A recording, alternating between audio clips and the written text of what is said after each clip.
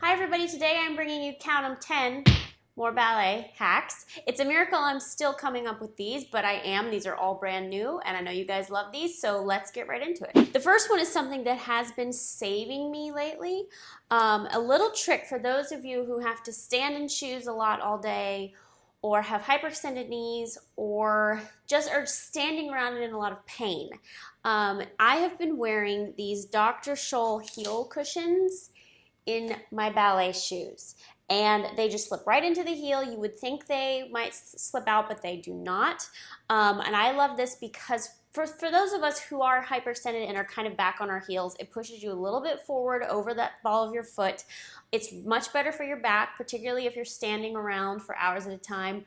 Party scene, last 3 hours of the day in Nutcracker. Anybody? So I highly recommend these, especially once you guys do get to Nutcracker, standing around in your ballet shoes. I also wear them in my pointe shoes because I have a disappearing heel. Some of you that might not work because of your pointe shoe size, you like them tight, but I tend to have a lot of extra fabric in my heels anyway.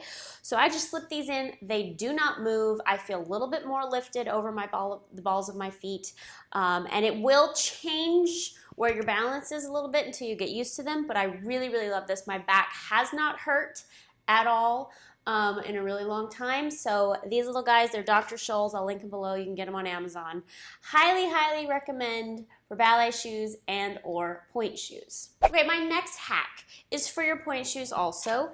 My #1 tip for making these guys last longer.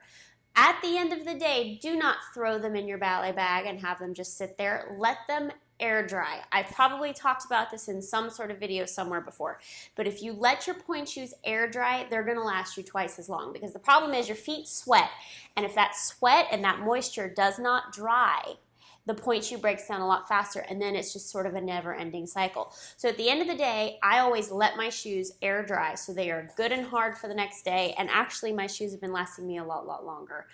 Because yes, jet glue can only go so far, different things can only go so far, but if you don't let your pointe shoes fully air dry, they're gonna break down a lot faster. So hack #2, let them air dry before the next day, and that will really help them stay harder. Hack #3 is also for your pointe shoes. I have started sewing my ribbons in one long piece. Do you see this right here?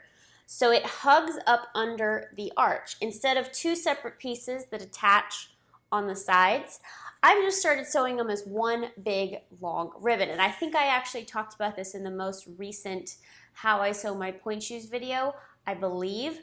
If not, then I made that up. But I have really started doing this because what happens is you do feel a little more secure when you have this here. It does not bother me at all. It just sits up right under my arch. And heaven forbid one of your ribbons comes unsewn mid-class, mid-performance, mid-audition. It's not going to fall off. Because it's up under your heel and sewn into the other side and it's one long piece, you're never going to have an issue of worrying about this just flying off in the middle of the room. Obviously, this part will come unsewn, but it'll still be attached to your foot and still attached to the shoe because it's one long piece. Okay, hack #4 is for blisters. This is the only thing that gets me through really bad blisters. I'm surprised I actually haven't talked about it on here. And that is to use Oragel. If you haven't heard of this, it is basically for your gums, and it numbs a toothache. It numbs any sort of tooth pain you might have. And because you can actually put it in your mouth, it's safe to put on your feet. So it's ingestible. So basically, it's a severe toothache gel. Put it on your blister, let it sit for a minute or two, put some tape around it or a Band-Aid, and it really, really helps numb bad blisters. I mean, there have been some rehearsals lately that without this stuff, I couldn't get through. So I highly recommend, if you're dealing with bad blisters or bad corns, corns are the worst, get some Oragel. You can get it right at the drugstore in the toothache aisle or the pain aisle, either one, either next to the toothpaste or next to like Advil or something. But get the Oragel. They also have something called Ambisol. That's exactly the same thing, either one. Anything for toothache pain is good for your blisters. Okay, hack #5. Let's say you're at a rehearsal by yourself and you can't, for whatever reason, hook up your phone to the speaker, or you forgot the little adapter thing. All phones have sort of their own speaker now. But a way to make it sound more is to just simply put your phone in a cup or a small bowl. And what it does scientifically is it makes it louder. Listen. Here's it just by itself. And then I stick it into a cup. And hear how much louder it is? It just disperses the sound waves more. So it's not obviously not ideal as much as a surround sound speaker, but if you're in a bit of a jam, find something you can stick your phone into and will actually amplify the sound and make it louder. Okay, hack number 6, I think is something I talked about a long time ago in the Performance Essentials packing video. I made you a checklist and everything, but a really great way to never forget anything for a performance, for an audition, is to mentally, as you're packing your stuff, go through your process. So literally sit down and go, okay, what is the first thing I'm gonna do? I'm gonna get dressed. I'm gonna need my tights, and I'm gonna need my leotard, then I'm gonna need my shoes, okay?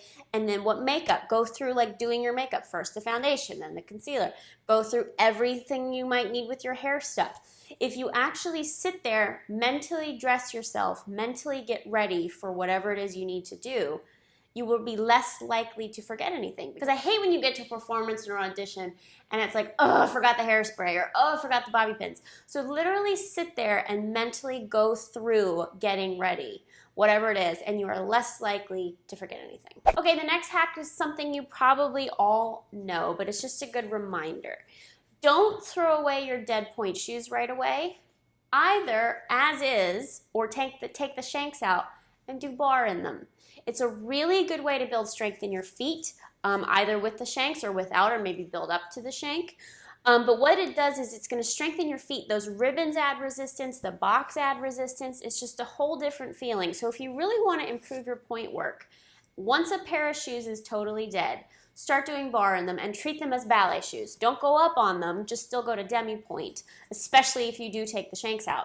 But it's a really, really great hack for building up feet strength and building up that feeling of, working through your pointe shoe. So get some more use out of those dead shoes, ladies. Okay, hack number 8. I know you guys probably all have heard me say Epsom salt baths before. Epsom salt baths are totally life-saving. If you haven't already done them, do them for soreness.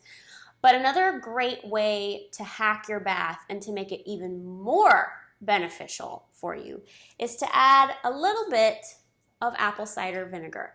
I've started doing this recently, and it's really good as a complement to the Epsom salts to help with stiff joints and inflamed joints. Also really good for detoxifying your skin and such.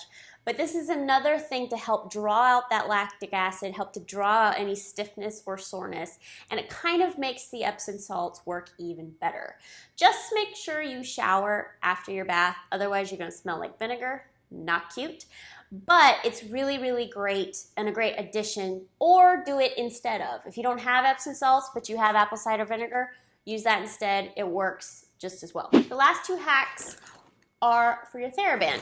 The first one I actually talked about in the Strength and Stretch workout that we did recently a few weeks ago, and that is to do half of your exercises, or at least start with your feet exercises with your knee bent, because sometimes what happens is when you fully straighten the leg, the quad takes over and it works instead of your feet. Have you ever done like point and flex and feel like you're using your quad instead of your feet? So start, and I've got those exercises in there, and I'll link that video in a card for you guys. Start with the knee bent and just do the toes and just do the ankle, so that way you're solely working your feet and your bigger leg muscles are not taking over. That's a great hack for building more strength in your feet faster, is to start with that knee bent and just isolate those toes. The final hack I have for you guys today is if your ankles are feeling stuck, if they feel jammed, if they feel like you can't play all the way or get over your foot all the way, there's a way to unjam them yourself. You might have seen this, but maybe you haven't. Tie a TheraBand around something sturdy, whether it's a piece of furniture, a bed leg, something that's not really going to go anywhere. And then step into the TheraBand and step out as far enough as you can get some nice resistance. And have that TheraBand be right at that ankle joint, and just bend your knee, plie and straighten 10 times.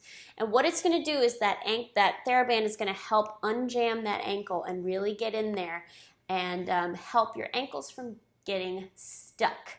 A lot of people complain about, if you're doing a lot of pointe work, just like not having full range of motion. Try this. really let that TheraBand, it's almost like the PT person is like unjamming your ankle for you, but you're doing it yourself. So if you are feeling stiff and jammed up in your ankles, do some plie straightens. You have to make sure that TheraBand is tight enough, and make sure you don't pull any furniture over when you go to step away from it, so make sure it's sturdy. Or you can tie it on the bar leg, that works too. And just plie and straighten a couple of times, and that will help unjam your ankles all by yourself. So that's it, guys. 10 more hacks.